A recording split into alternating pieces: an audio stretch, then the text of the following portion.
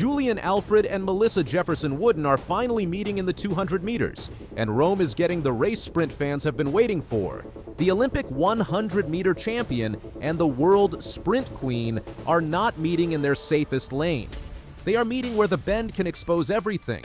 One curve, one straight, one answer. For months, this race felt like a question with no starting gun. Julien Alfred had the Olympic crown from Paris. Melissa Jefferson-Wooden had the world crown from Tokyo. Both had beaten big names. Both had changed the sprint picture, but in the 200 meters, they had never faced each other. That changes on June 4th, 2026, at the Golden Gala Pietro Manea in Rome.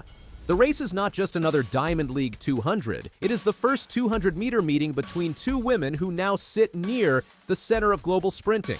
Alfred brings Olympic power, Jefferson-Wooden brings the fastest recent championship form, and Rome gets the first look at which style survives when the race is twice as long as the 100. That is what makes this matchup so dangerous. The 100 meters can reward the cleanest start and the sharpest drive phase. The 200 asks for more. It asks who can hold speed around the bend. It asks who can come off the curve without tightening. It asks who can keep form when the final 50 meters start biting. For Alfred and Jefferson-Wooden, Rome is a public test of who owns the next chapter. Alfred became a global star in Paris in 2024. She won the Olympic 100 meters and gave St. Lucia its first Olympic medal. That one race changed how the world looked at her, but it also changed what every race after it meant. After Paris, Alfred was no longer the fast challenger. She was the Olympic champion everyone wanted to beat. She also showed that she was not a one-race name. She won the Diamond League 100-meter title in 2024 and kept it in 2025. That matters because Diamond League racing is not about one perfect day. It is about showing up again and again against world-class fields. Alfred's strength is pressure. She looks calm when the race gets loud. Her start is strong, her drive phase is clean. And when she is rolling well, she carries power with very little wasted motion. In the 100, that can break a field before the race has time to turn messy. But the 200 is different. It gives Alfred room to use her strength, but it also gives rivals more time to respond. In Rome, she cannot only be the Olympic 100-meter champion. She has to be a full half-lap sprinter against a woman who proved in Tokyo that she can handle both sprint events at the highest level. Melissa Jefferson-Wooden did not walk into 2025 as the clear face of women's sprinting. She made herself that. At the Prefontaine Classic in Eugene, she beat Alfred in the 100 meters and took her first Diamond League win. Then she kept building. She won again in Silesia. She won again in Brussels. By the end of the year, she had turned one big victory into a whole season of control. Then came the World Championships in Tokyo. Jefferson-Wooden won the 100 meters. Then she came back and won the 200 meters in 21.68. That made her the world champion in both sprints. It also made her the fourth fastest American woman ever in the 200 meters. That 21.68 is the number hanging over Rome. It was not just a hot race on a perfect day. It was a global final with pressure, rounds, and history waiting at the finish. She did not only win, she stamped her name into the deepest part of American sprint history. Now she arrives in Rome with a different kind of pressure. Winning the world title creates respect, but it also creates a target. Alfred will not see her as a rising threat anymore. The field will not either. Jefferson-Wooden is now the woman everyone has to plan around. The 200 meters is where this rivalry becomes new. Alfred and Jefferson-Wooden have history in the 100. That history matters, but it does not answer the Rome question. The 200 has a bend, and that bend changes everything. A runner can look smooth in the 100 and still struggle to hold shape around the curve. A runner can blast the first 120 meters and then lose the race in the last 40. A runner can come off the bend behind, stay relaxed, and steal the straight. That is why this matchup feels so open. Alfred has the kind of power that can make the first half frightening. If she runs the curve well, she can force Jefferson-Wooden to chase early. That matters because chasing in the 200 is risky. Panic tightens shoulders. Tight shoulders kill speed. Jefferson-Wooden has shown that she can carry speed all the way home. Her Tokyo 200-meter win was not built on luck. She looks strong, smooth, and in command. If she reaches the straight even with Alfred, she may trust that last 80 meters more than anyone else in the race. That is the real tension.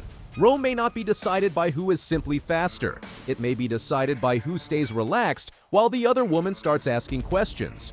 Rome also has another piece that makes the race sharper. Amy Hunt is in the field. She was the world 200-meter silver medalist in Tokyo, finishing second behind Jefferson-Wooden. That means this is not a private match race. Even if the headline says Alfred versus Jefferson-Wooden, Hunt matters because she can punish both of them if they race only each other. In a 200, staring too hard at one rival can destroy the plan. If Alfred presses too soon to get away from Jefferson-Wooden, Hunt can close. If Jefferson-Wooden waits too long for Alfred to fade, Hunt can be gone. That field pressure makes Rome more honest. Nobody gets a soft lane.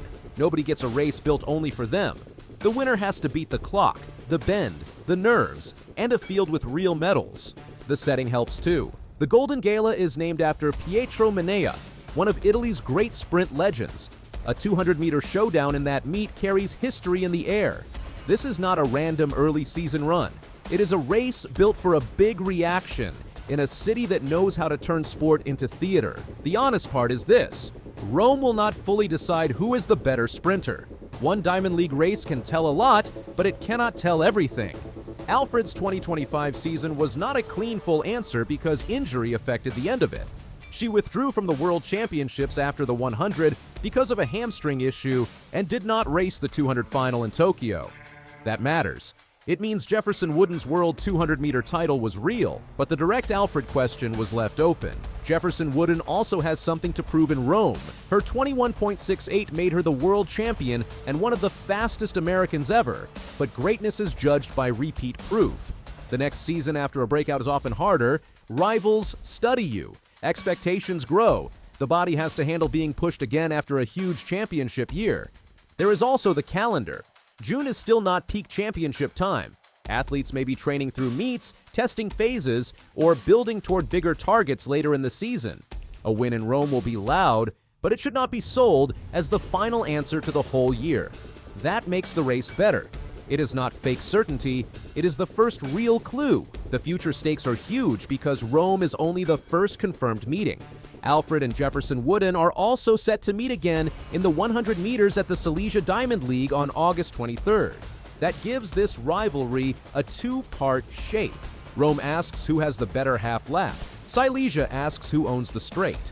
When Julien Alfred and Melissa Jefferson-Wooden step into the blocks in Rome on June 4th, the 200-meter race will carry the weight of Paris, Tokyo, and every question left hanging when they missed each other before. For Alfred, a win says her Olympic power travels beyond the 100 meters, proving she is still building rather than just defending a crown. For Jefferson-Wooden, victory backs up Tokyo. It shows her 21.68 was not just a championship peak, proving she can meet the Olympic champion head-to-head and come out on top. The first 50 meters will show who controls the curve. The final straight will reveal who keeps their form as the pressure climbs. Maybe Alfred blasts the bend. Maybe Jefferson-Wooden flows off the curve.